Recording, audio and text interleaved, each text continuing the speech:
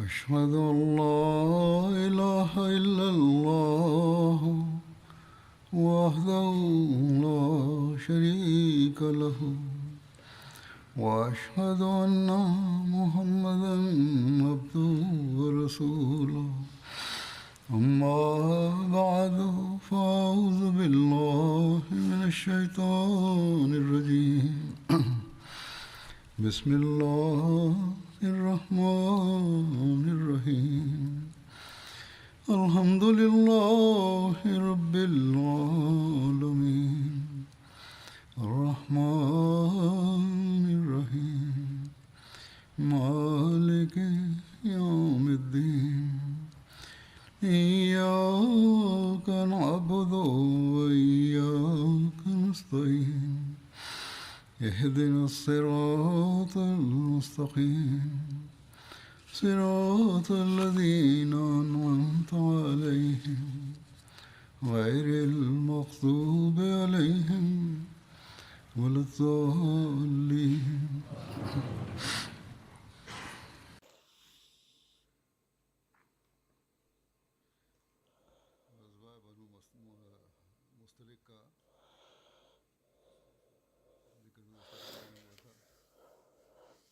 В миналата проповед споменах събития относно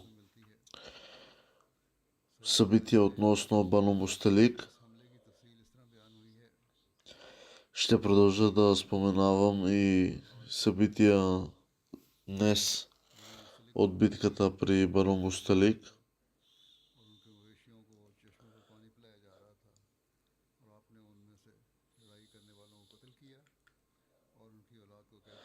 Според Сахил Бухари, в книгата Сахи Бухари, когато светия пророк салалаху алейхи васелам нападнал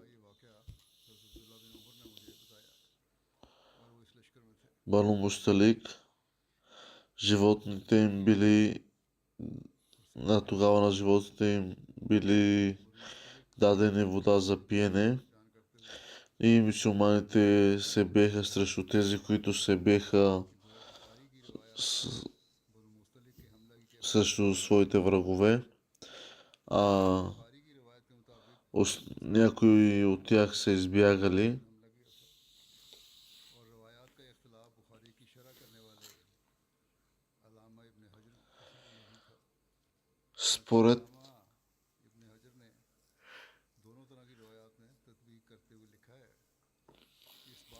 Според историци има известни несъответствия относно това дали Бану Мусталик са били подготвени или неподготвени по време на атаката. Някои казват, че първоначално Бану Мусталик не били подготвени, но след като разбрали атаката на мюсюлманите, те започнали да се подготвят. Но въпреки това те са се наредили по своите редици и са се били, както историците са споменали.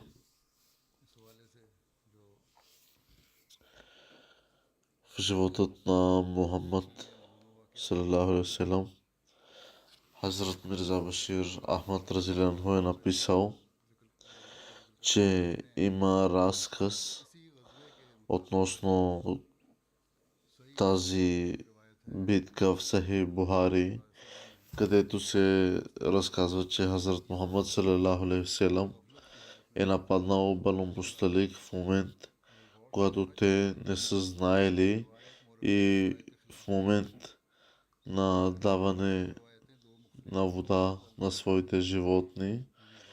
Въпреки това, ако се замислим,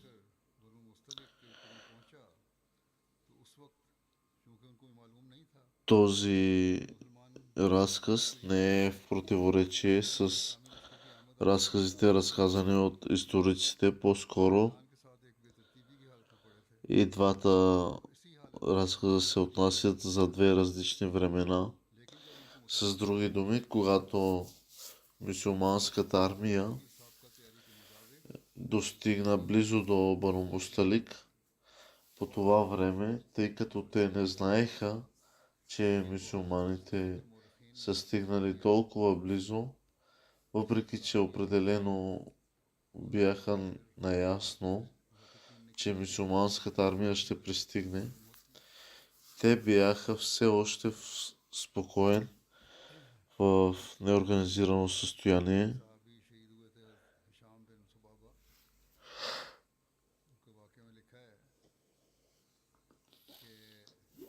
Това точно в това състояние, за което Бухари споменава. Въпреки това, когато получиха новина, че мюсюлманите са пристигнали според предишната си подготовка, те веднага се подредиха в бойни редове и се подготвиха за битка, но историците споменават, че това е второто състояние и Алама Ибн Хаджар и други са съгласували тези две различни предания. Точно по този начин и това е изяснение, което изглежда правилно.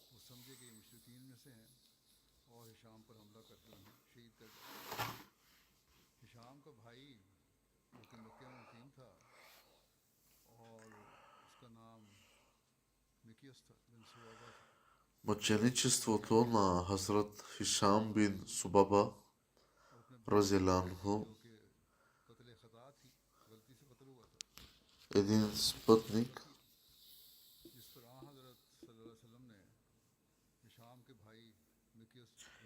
Хазрат Хишам бин Субаба разилянху е бил мъченически убит по време на тази битка и то също по погрешка в ръцете на мюсюлманите от друг мюсюлманин, Хазрат Асус разилянху, погрешно е ударил Хазрат Хишам като за невярващ и Хазрат Хишам разилянху беше тръгнал напред да търси враговете.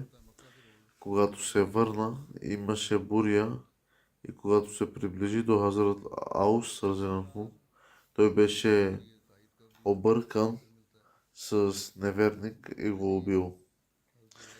По-късно врагът на Хазрат Хишам, братът на Хазрат Хишам разилянху поискал кръвнина за брат си и по този начин светия пророк салалаху алейхи ва салям инструктирал Хазрат Аус разилянху да плати тази кръвнина и по-късно братът на Хазрат Хишам разилянху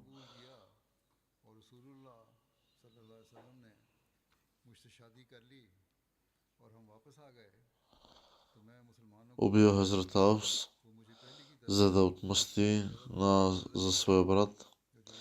Беше против дори обичаите, но за да отмъсти за смъртта на брат си, след като е получил кръвнината от него и като такъв той е станал вероотстъпник.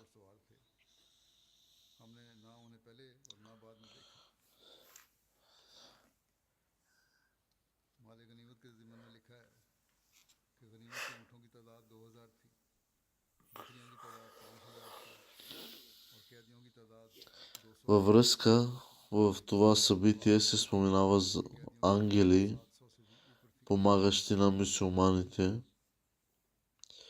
Записано е, че когато светия пророк салалаху алейхи ва салям е стигнал до Бану Мусталик при Мурайси, Бану Мусталик видял толкова голяма армия и голям брой коне. По-късно, когато Хазрат Джувайрия станала мюсюлманка, разилянха, е била омъжена за светия пророк салалаху алейхи ва салям. Тя осъзнава, че мюсюлманите не са толкова голями, колкото е описано по време на битката. И следователно единственото обяснение беше, че Аллах е този, който вдъхва страхопочитание на мюсюлманите в сърцата на Бану Мусталик. Около 2000 камили са получени от тази битка, 5000 овце и хора от 200 домакинства са били взети в плен и някои историци са записали броя на затворниците като повече от 700. Хазрат Бурейда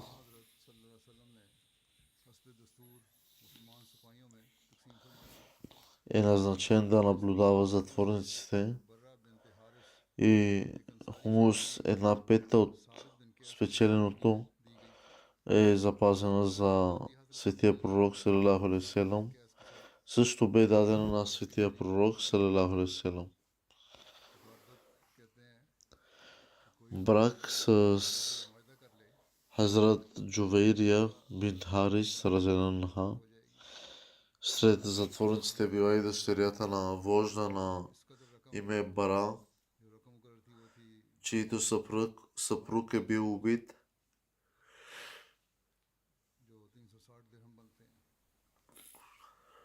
В битка, когато затворниците били разпределени, тя попаднала под попечителството на Хазрат Сабит бин Кайс. Тя сключи споразумение да бъде освободена, след като плати договореното между с него, за да осигури свободата си. И след като сключила това споразумение, тя отишла при светия пророк салалаху алейхи ва салям и му разказала историята си и помолила за помощ да плати откупа си, за да бъде освободена.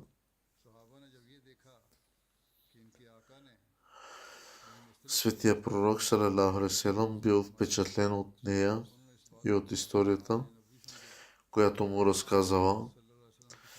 И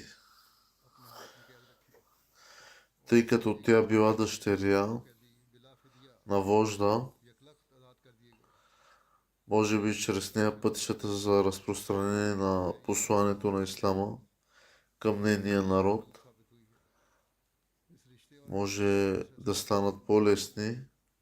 И така светия пророк салалаху алейхи ва салям възнамерил да я освободи и след това да се ожени за нея.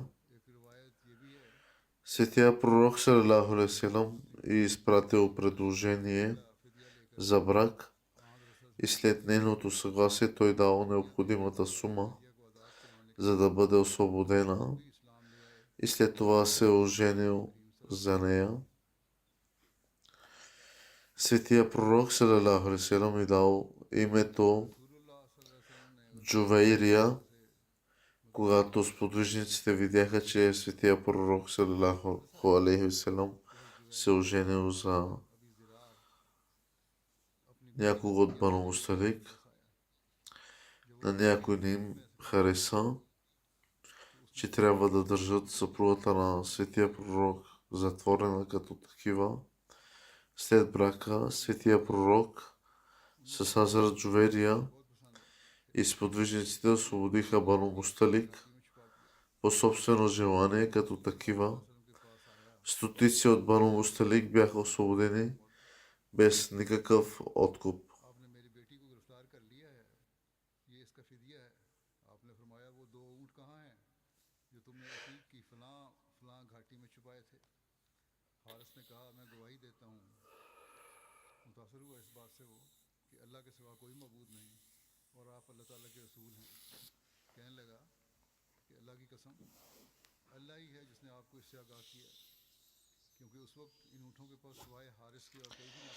Записано е, че бащата на Хазрат Джуверия Разияллаху Харис е идвал в Медина с известно богатство, за да освободи дъщеря си. И когато стигнал долината на Акик, той скрил две от камилите, които е имал със себе си, за да ги запази за себе си. И след това, когато стигна до Медина, той представи камилите на светия пророк салалаху алейхи ва салям като откуп.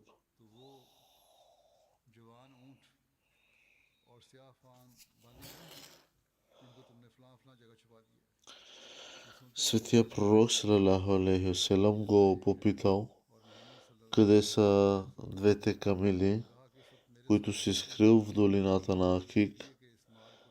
Харис беше силно развълнуван от факта, че светия пророк знаеше това и приел ислама. Той каза, че само Аллах е могъл да уведоми светия пророк салалаху алейхи ва салям за това, защото не е имал никой друг с него в долината на Акик. Следователно, той заедно с двама от синовете си и други от неговото племе също прие ислама. И подобно събитие е записано и относно брата на Хазрат Джуверия разияллаху. Хазрат Мирза Башир Ахмад разияллаху е написал, че свързано с брака на Хазрат Джуверия е, че когато нейният баща се е представил пред светия пророк салалаху алейхи ва салям, за да поиска нейното освобождаване, той станал мюсюлманин благодарение на благодатта на светия пророк салалаху алейхи ва салям. Тогава, след като получил предложение от светия пророк, той с радост омъжил дъщеря си за светия пророк салалаху алейхи ва салям.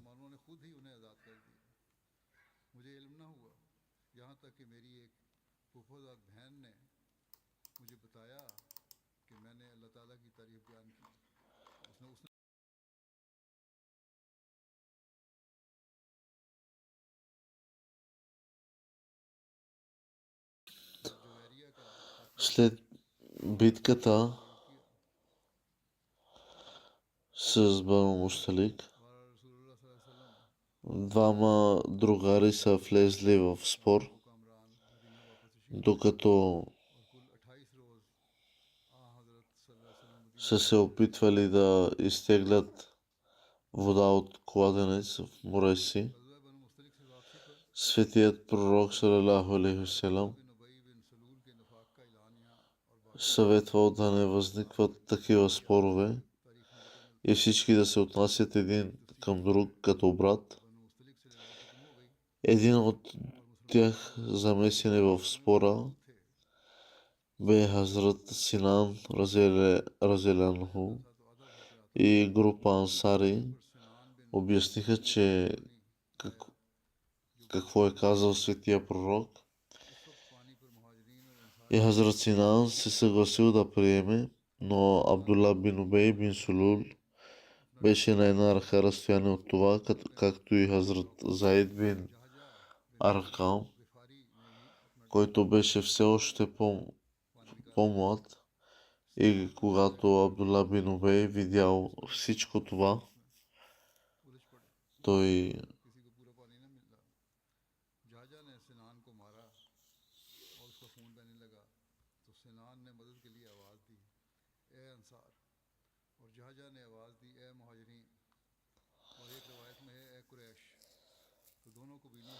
изрази, че никога не е бил съгласен с вярата на ислама, но светия пророк салалаху алейхи ва салям пристигнал в Медина и мюсюлманите станаха многобройни И в противен случай корешите могат да бъдат оприличени на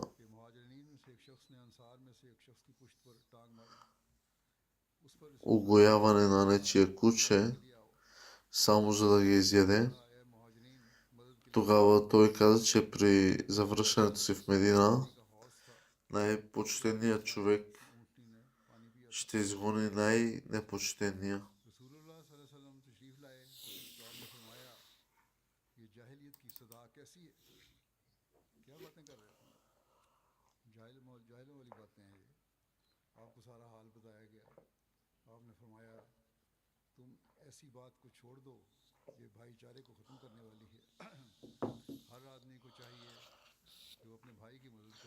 Той се обърна към онези, които бяха с него, и каза, че те сами са си причинили всичко това, като са позволили на мюсюлманите да живеят в Медина. Той се опитал да подбуди хората, като каза, че техните хора са загубили живота си заради светия пророк, салалаху алейхи ва салям, и че децата им са останали сираци. И когато Хазрат Заид чул това, той каза на Абдулла бин Убей,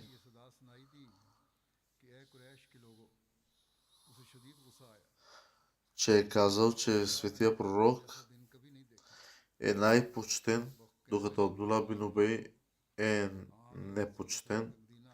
И по-късно Хазрат Заид отиде и разказа всички тези неща на светия пророк, салалаху алейхи ва салям. И първоначално светият пророк, салалаху алейхи ва салям, каза, че може би Хазрат Заид е сгрешил в това, което е чул, или може би има някаква злоба към Абдулла бин Убей.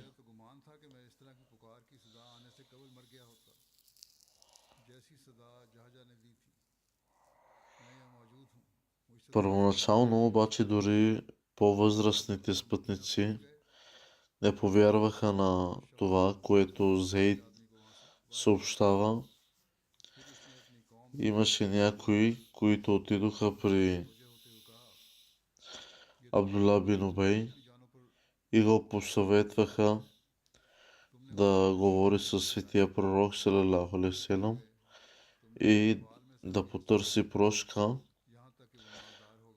Но за да не бъде разкрито това откровение на светия пророк, салалаху алейхи ва салям, за него, или поне да изясни тази материя.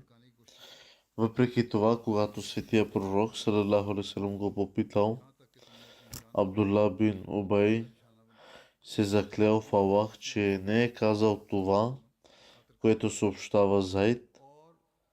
И въпреки това имаше някои, които вярваха, че въпреки младата си възраст, Зейд казва истината.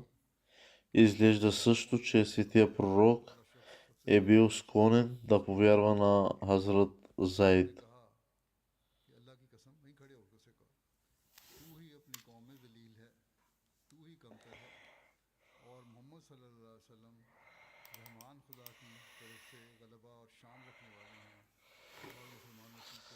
Светия пророк, салалаху алейхи ва салям, е милостив и Аллах го е надарил с качества на велик човек. Така Зейд е изслушал всичко.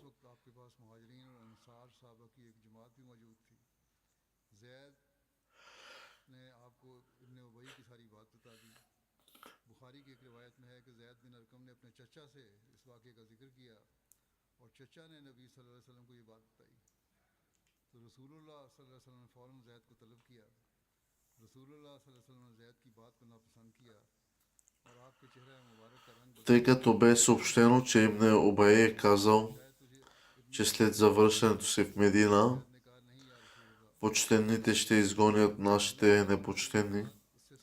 Светия пророк салалаху алейхи ва салям инструктирал мюсюлманите да започнат пътуването си обратно в Медина и въпреки това светия пророк салалаху алейхи ва салям инструктирал това по време на деня, когато светия пророк салалаху алейхи ва салям обикновено не пътува и в крайна сметка ще бъде доказано, че Абдулла бин Убей наистина е казал това, което Хазрат Заид съобщава и че светия пророк наистина му е повярвал, но от мъдрост първоначално е запазил мълчание по този въпрос.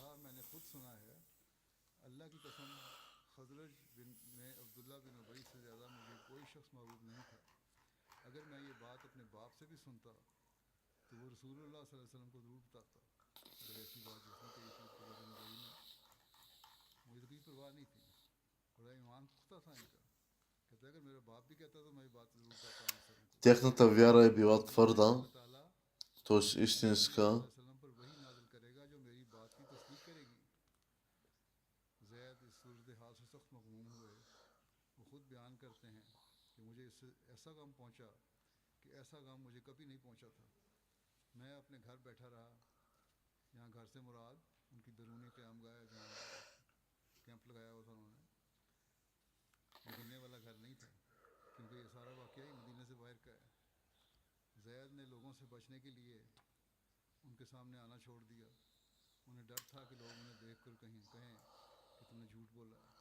Хората се били изплашили да излязат пред Хазрат Заид и някои хора се изправили и отивайки при Хазрат Абдулла бин Убей,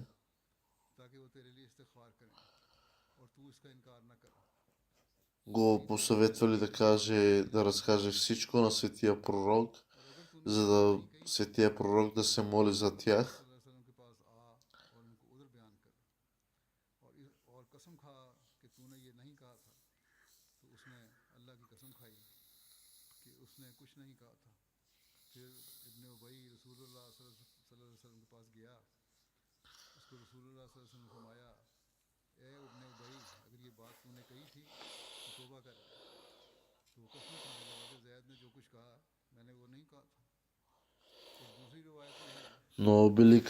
Но тогава им се каза, че ако някой от тях лъже, тогава да направи тоба, т.е. да потърси опрощение за тези лъжи и че има и други събития, че светия пророк сам извиквайки Абдулла бин Убей и останалите, им казал, че да се придържат към истината.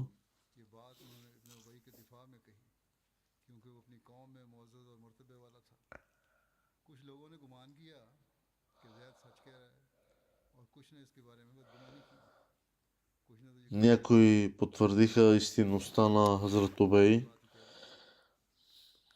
на Хазрат Заид бин Убей, но някои бяха противоречия на неговите думи.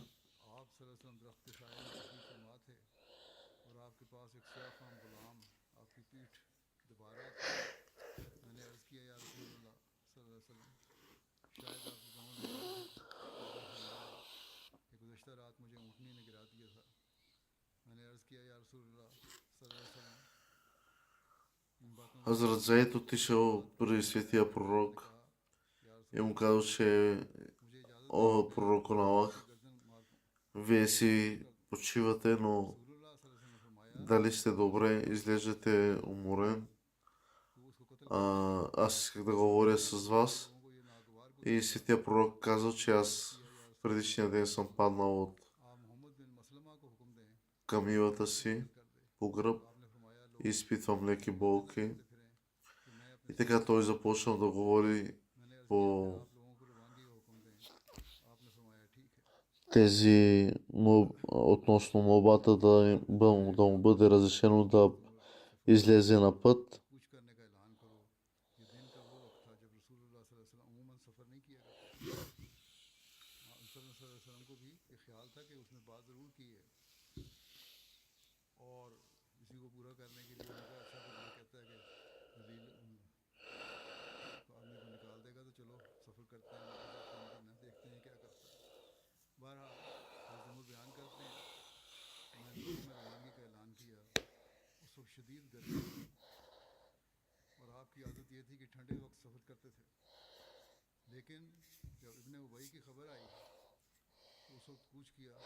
Хазрат Умар разказва, че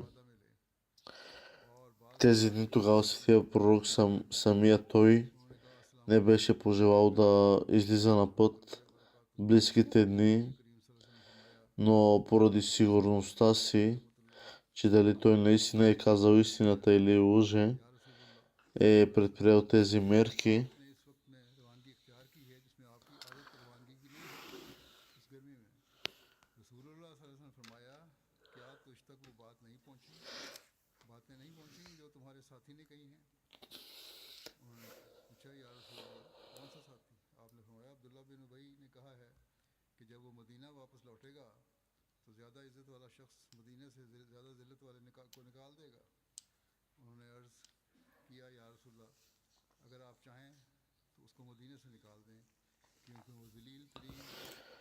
Тъй като бе съобщено, че Ибн Убай е казал след завръщането си в Медина, почтените ще изгонят нашите непочтени, и светия пророк салалаху алейхи ва салям инструктирал мюсюлманите да започнат пътуването си обратно в Медина.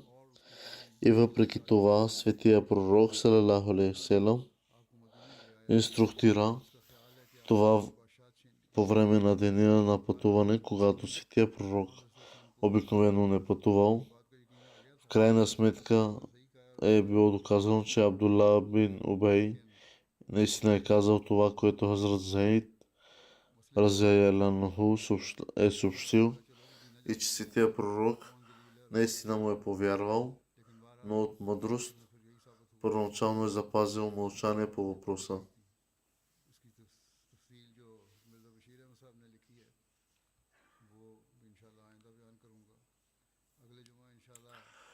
Ще продължа да разказвам събития в бъдеще. Молба за молитви. Следващия петък ще започне предстоящата годишна Джалса Салана, годишна конвенция на мюсюлманска общност Ахмадия в Обединеното кралство. Молете се тези, които са на път, и за приготовленията всичко да бъде в безопасност и благополучно. Молитви за успехи. Аллах да даде възможност на доброволците и работниците да служат по най-добрия начин. Нека Аллах да пази всички, които пътуват, и да бъдат в безопасност.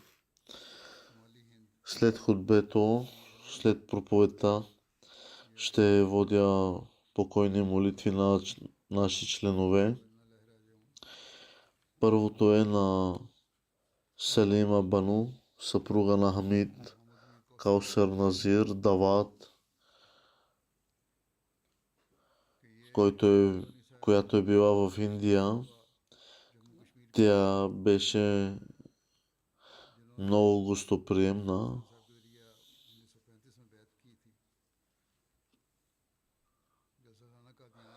Тя е приела Ахмадия през 1935.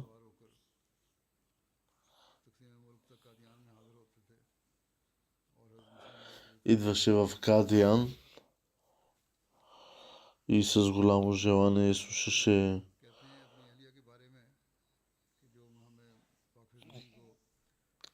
теми, лекции и четеше книги на обещания Месия.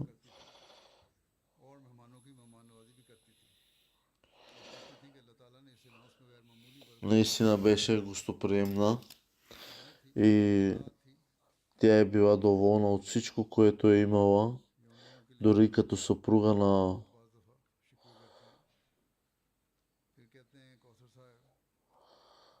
въпреки че съпругът ти бе назначен в Кабабир, тя научи един много добър разговорен арабски и стана много опитна, като помагаше на общността и като главен ръководител на жените. Тя също е била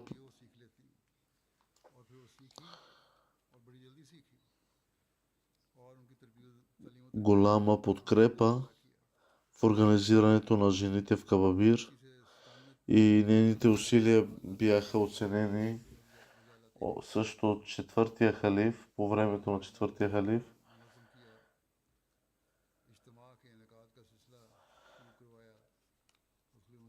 Тя е започнала също започнала старта на различни събрания между жените.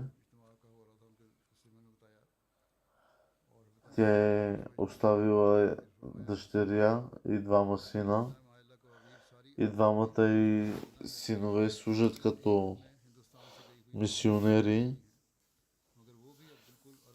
Единият е в МТА Арабия, а другия в Англия.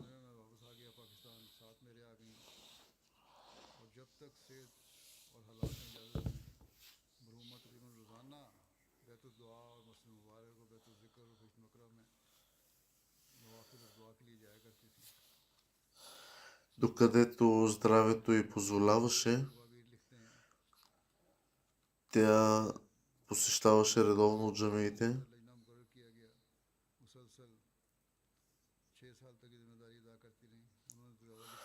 Президента на Кабабир е написал, че тя е била една много добра ръководителка на жените, която е допринесла голямо развитие на спомагателната организация при жените, както и в подновяване и осъществяване на нови контакти между жените и възпитаването на момичетата.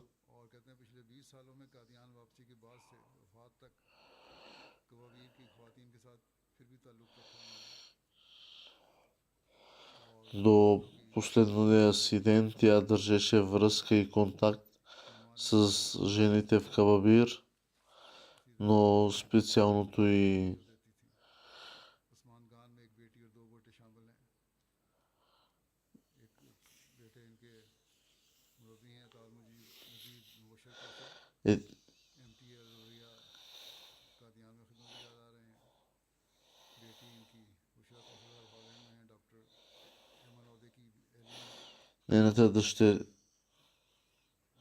нейната дъщеря е доктор в Холандия.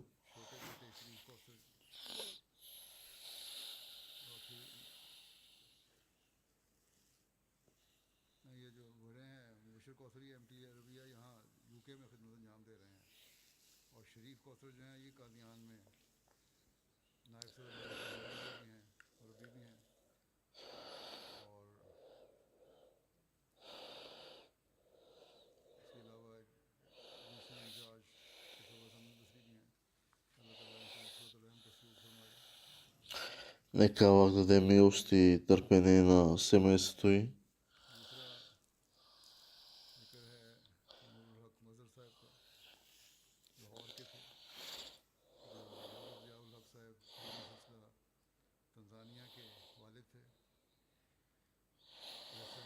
Другото погребение е на Нурул Хак Мазхар от Лахор.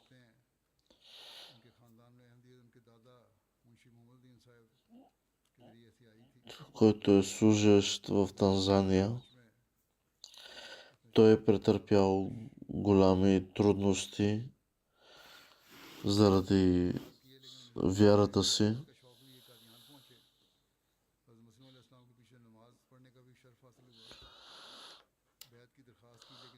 Къщата му дори бе опожарена, но той никога не се оплакваше и винаги оставаше непоклатим в своята вяра.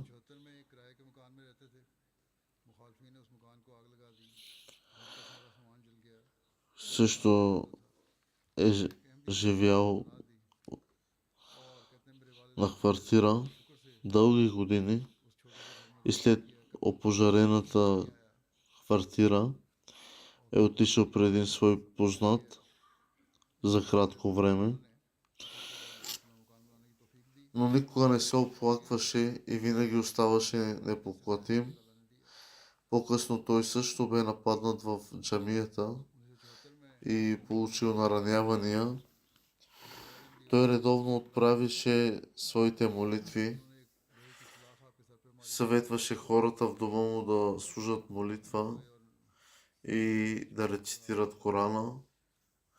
Той беше много уважаван в своя район. Оставил е един син и 3 дъщери.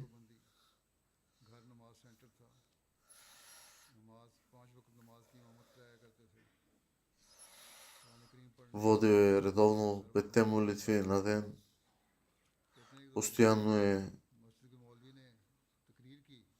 съветвал семейството си да бъдат редовни в молитвите и в рецитирането на Корана.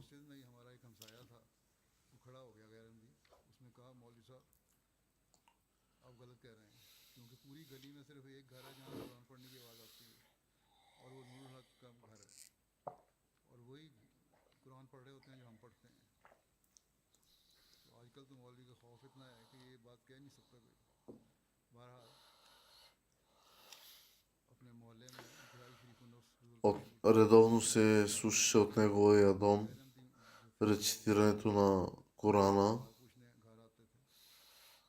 въпреки че някои хора и ходжи наричаха, че те не са мюсюлмани, а всъщност Корана е един. И хората казваха на своите ходжи, че вижте, това е единствената къща, от който се чува редовно рецитиране на Коран, и Корана е един и същ. И Корана е като нашия, който е абсолютно същия като нашия.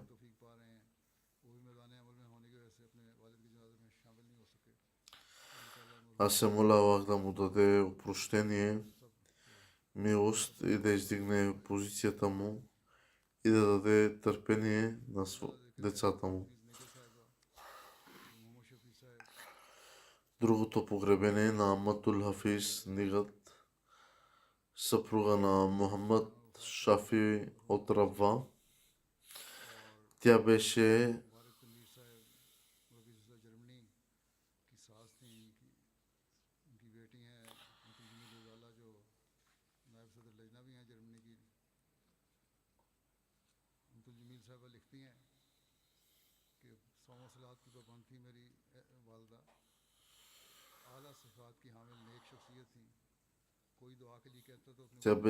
Тя бе роднина от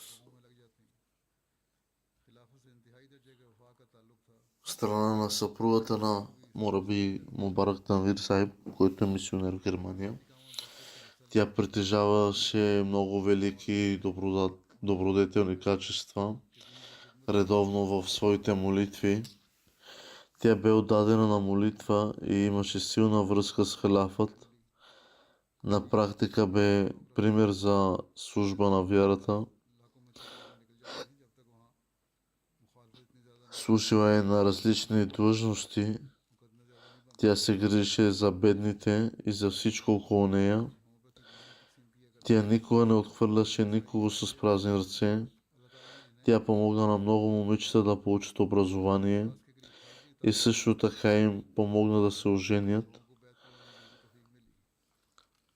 Тя също е направила много хора Ахмади.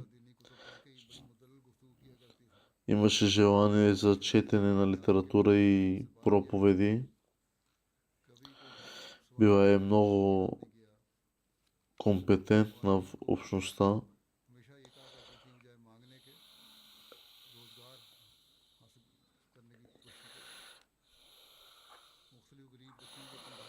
Винаги насърчаваше хората, които просиха и търсиха от нея, че да се опитват да работят поне за ежедневието, да покриват своите разходи, но никога не е връщала никого с празни ръце.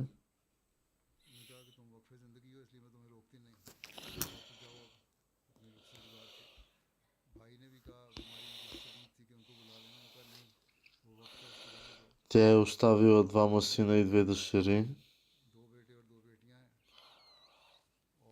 Аз се моля Аллах да й даде опрощение, милост и да даде възможност на нейното потомство да продължи наследство на нейните добри дела.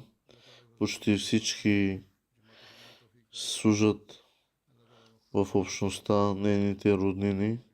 Нека Аллах им даде търпение. Амин.